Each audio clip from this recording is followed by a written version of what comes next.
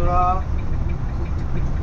আজকে আমরা অন্য রুট দিয়ে যাতায়াত করছি। তার কারণ দেবগ্রামে প্রচণ্ড জ্যাম রাস্তার কাজের জন্য। এখন এই রাস্তাতেও প্রচণ্ড কুয়াশা।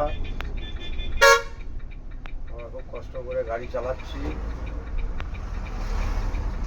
দেখো কত কুয়াশা, দেখো।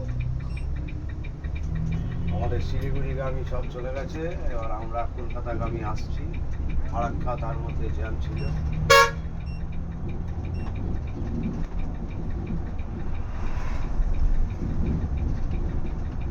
আজকের ভিডিও আমরা টিভি দেখতে পাচ্ছি না ভাই।